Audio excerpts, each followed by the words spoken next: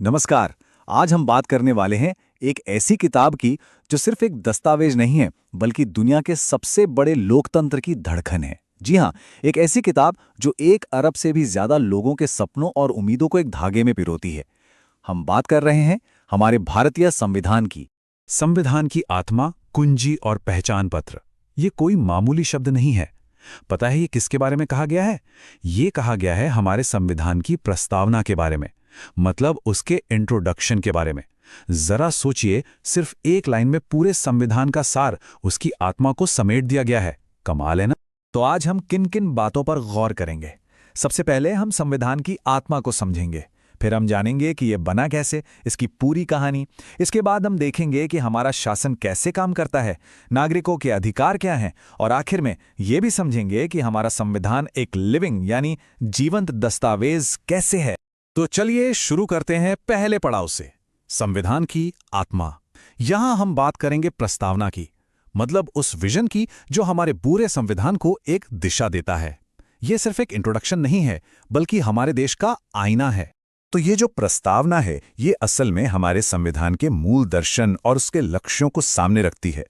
ये बात करती है उन बड़े बड़े आदर्शों की, जैसे कि न्याय, स्वतंत्रता, समानता और भाईचारा। ये वही आदर्श हैं जिनके लिए हमारे स्वतंत्रता सेनानियों ने इतनी लंबी लड़ाई लड़ी थी। ये उन सपनों का दस्तावेज है जिन्हें हम एक राष्ट्र के तौर पर पाना चाहते हैं। प्रस्तावना में कुछ बहुत ही पावरफुल शब्द हैं: संप्रभु, समाजवादी, धर्मनिरपेक्ष, लोकतांत्रिक, गणराज्य। हर एक शब्द का एक गहरा मतलब है। जैसे संप्रभु का मतलब है कि भारत अपने फैसले लेने के लिए पूरी तरह से आज़ाद है। लोकतांत्रिक गणराज्य का मतलब है कि यहाँ जनता का शासन है। और एक बहुत दिलचस्प बात, समाजवादी और धर्मनिरपेक्ष जैसे शब्द मूल संविधान में नहीं थे, इन्हें बाद में जोड़ा गया। ये दिखाता है कि हमारा संविधान और हमारा देश समय के साथ कैसे विकसित हुआ है। तो सवाल ये उठता है कि आखिर इतनी बड़ी, इतनी महान किताब लिखी कैसे गई? भाई, ये कोई 1-2 दिन का काम तो था नहीं। इसके पीछे थी सालों की कड़ी मेहनत, न जाने कितनी बहसें और एक बहुत ही दूर की सोच। ये सफर बहुत लंबा था। सोचिए, इसकी पहली मांग 1895 में उठी थी, फिर 1946 में जाकर संविधान सभा बनी, और फिर 2 साल, 11 महीने और 18 दिन लगे। इतनी लंबी मेहनत के बाद डॉक्टर B.R. अम्बेडकर की अध्यक्षता में ड्राफ्टिंग कमेटी ने इसे पूरा किया। आखिरकार 26 नवंबर 1949 को हमारा संविधान अपनाया गया और 26 जनवरी 1950 को इसे पूरी तरह से लागू कर दिया गया, और इसी दिन को हम गणतंत्र दिवस के रूप में मनाते हैं। पर क्या ये संविधान बनने के बाद वैसा का वैसा ही है? जी नहीं, बिल्कुल नहीं। इसीलिए तो इसे एक जीवित दस्तावेज कहते हैं।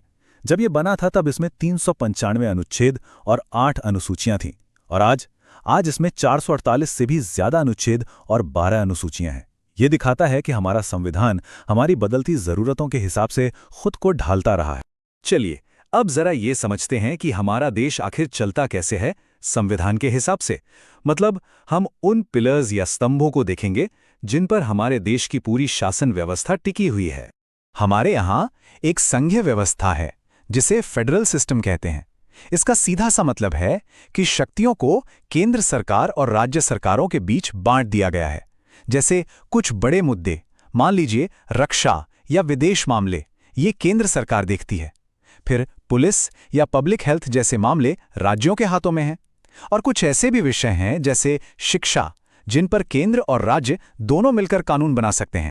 तो फेडरल सिस्टम के अलावा हमारी सरकार संसदीय भी है, यानी पार्लियामेंट्री सिस्टम। अब इसका क्या मतलब है?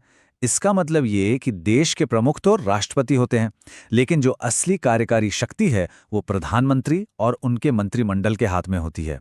और सबसे खास बात यह है कि जो सरकार है वो अपने हर काम के लिए संसद, खासकर लोकसभा के प्रति जवाबदेह होती है।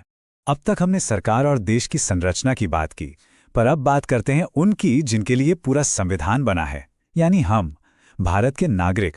चलिए देखते हैं कि ये संविधान हमें कौन से अधिकार देता है और हमसे किन कर्तव्यों की उम्मीद करता है।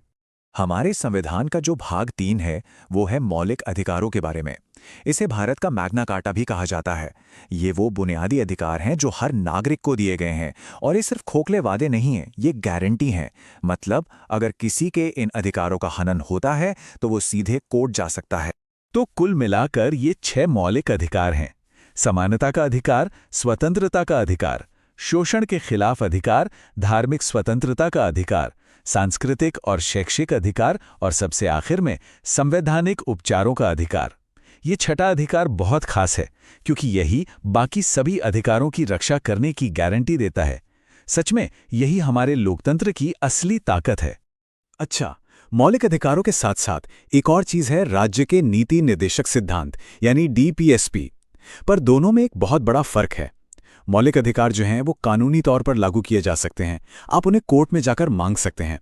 लेकिन जो निर्देशक सिद्धांत हैं वो सरकार के लिए एक तरह की गाइडलाइंस हैं, एक नैतिक जिम्मेदारी है कि वो अच्छे कानून बनाएं। आप इन्हें लेकर कोर्ट नहीं जा सकते। अब देखिए, जहां अधिकार होते हैं वहां कुछ कर्तव्य भी तो होते हैं, है ना? इसी सोच के साथ बाद में संविधान में मौलिक कर्तव्यों को भी जोड़ा गया। ये हमें एक नागरिक के तौर पर हमारी जिम्मेदारियों की याद दिलाते हैं, जैसे कि संविधान का सम्मान करना, देश की एकता बनाए रखना और जरूरत पड़ने पर देश की रक्षा करना। और अब हम आ गए हैं अपने आखिरी और शायद सबसे दिलचस्प हिस्से पर। यहाँ हम ये समझेंगे कि हमारा संविधान इतना खास क्यों है, कि वो समय के साथ कैसे बदलता है, कैसे प्रासंगिक बना रहता है। क्योंकि ये कोई पत्थर की लकीर नहीं है, बल्कि एक जीता जागता सांस लेता हुआ दस्तावेज है। तो यहाँ एक बहुत बड़ा सवाल खड़ा होता है, क्या भारत के लोकतंत्र की इस बुनियाद को बदला जा सकता है? क्या हमारी संसद के पास इतनी शक्ति है कि वो संविधान को किसी भी हद तक बदल दे? इस सवाल का जवाब मिला 1973 में सुप्रीम कोर्ट के एक ऐतिहासिक फैसले से, जिसे केशवानंद भारती केस के नाम से जाना जाता है। कोर्ट ने एक सिद्धांत दिया, मूल संरचना का सिद्धांत, यानी बेसिक स्ट्रक्चर डॉक्ट्रिन।